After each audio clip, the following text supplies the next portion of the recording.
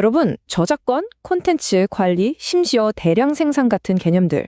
이게 전부 다 인쇄기도 없던 시절 책 한 권이 그야말로 보물이었던 중세 시대에 시작됐다고 하면 믿으시겠어요?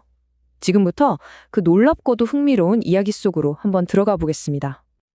자, 상상해보세요. 책 한 권을 만들려고 양떼가 통째로 필요했던 시대를요.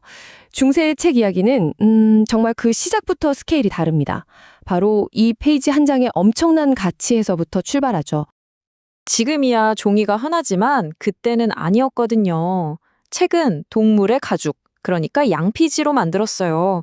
근데 이 과정이 정말 보통 일이 아닙니다. 가죽 벗기고 석회수에 담가 불리고 털이랑 살점 다 긁어내고 쫙 펴서 말리고 이 길고 지저분하게까지 한 노동을 거쳐야 정말 겨우 페이지 한 장이 만들어졌던 겁니다.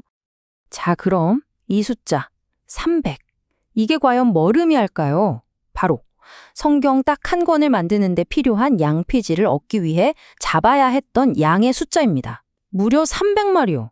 책 한 권에 양 한 무리가 그냥 사라지는 거예요. 이 비용 상상이 가시나요? 이 말을 한번 들어보세요. 세 손가락이 글을 쓰지만 온몸이 노동한다. 당시 한 필사자가 남긴 푸념인데 이 한마디에 모든 게 담겨 있죠. 생각해보세요. 춥고 어두컴컴한 방에서 하루 종일 웅크리고 앉아 겨우 두세 페이지를 베껴 쓰는 겁니다. 이건 그냥 글씨를 쓰는 게 아니라 거의 수행에 가까운 고된 노동이었던 거죠. 자, 이렇게 어마어마한 가치를 지닌 보물. 이 책은 그럼 어디서 만들어지고 또 어떻게 지켜졌을까요? 그 장소는 바로 수도원의 필사실, 스크립토리움이었습니다. 근데 여긴 그냥 도서관 같은 곳이 아니었어요. 훨씬 더 중요한, 말 그대로 지식의 금고였습니다. 스크립토리움, 라틴어로 쓰는 장소라는 뜻인데요. 단순한 작업실 그 이상이었어요. 대부분의 사람들이 글을 읽지 못하던 세상에서 이 필사자들은 그냥 책을 베끼는 사람이 아니었습니다. 교회의 가르침을 왜곡 없이 보존하고 지식 그 자체를 지키는 최후의 수호자나 마찬가지였죠. 이 표를 보시면 한눈에 들어오는데요. 정말 재밌습니다. 양 수백 마리가 들어가는 양피지부터 하루에 고작 몇 장밖에 못 쓰는 필사 노동, 그리고 금이나 보석으로 장식한 표지까지 책을 구성하는 모든 요소 하나하나가 이걸 아무나 가질 수 없는 희귀하고 비싸고 통제된 물건으로 만들도록 설계된 거예요.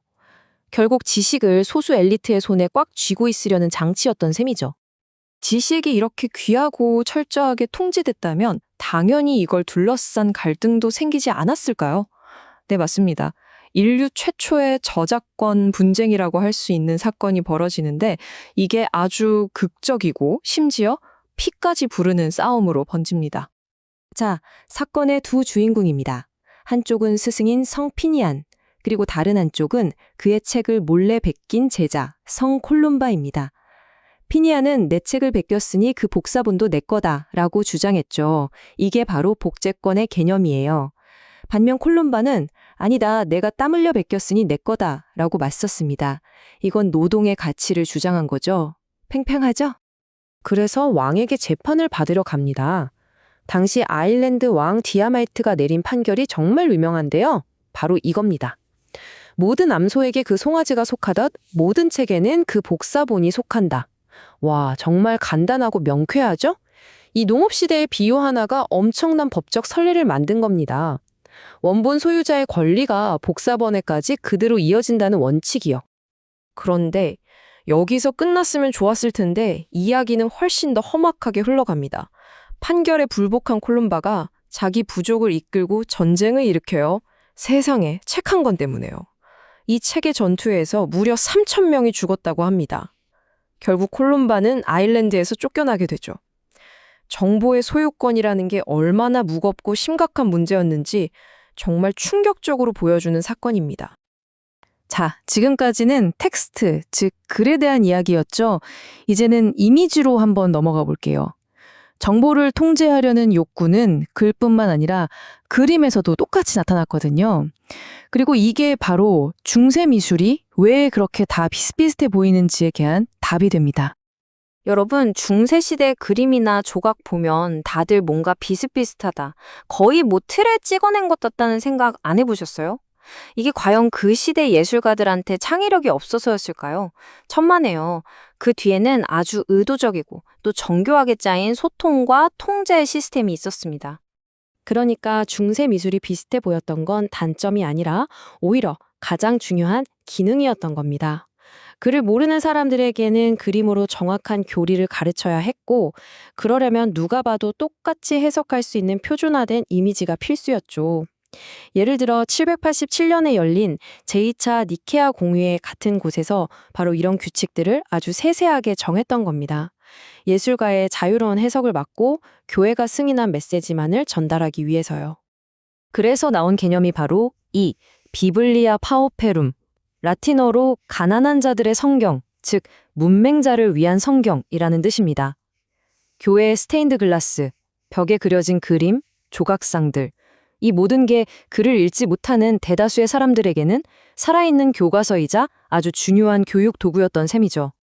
자, 이렇게 수백 년간 수도원이 지식을 독점하던 시대에 서서히 금이 가기 시작합니다. 바로 대학이라는 아주 강력한 새로운 기관이 등장하면서부터였죠. 이 차트를 보시면 그 변화가 얼마나 극적이었는지 바로 알 수 있습니다. 11세기 이전에는 책 생산의 95%를 수도원이 독점했는데 대학이 생기고 나서 보세요. 상황이 완전히 역전되죠.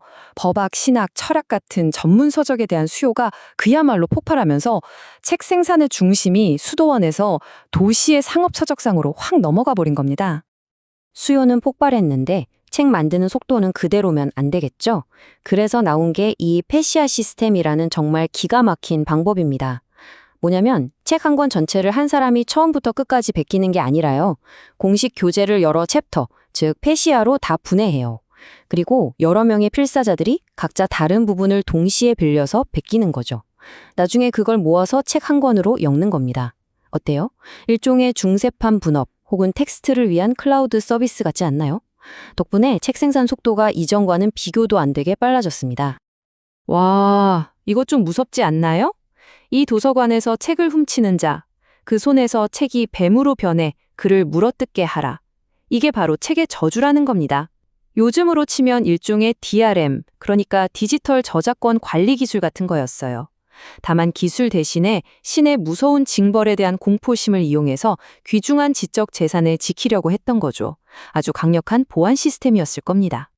자, 그럼 이 먼 옛날 중세시의 이야기들이 지금 우리랑 무슨 상관이 있을까요? 놀랍게도 양피지에 쓰여졌던 그 시대의 고민들이 지금은 픽셀이라는 형태로 우리 앞에 그대로 놓여 있습니다.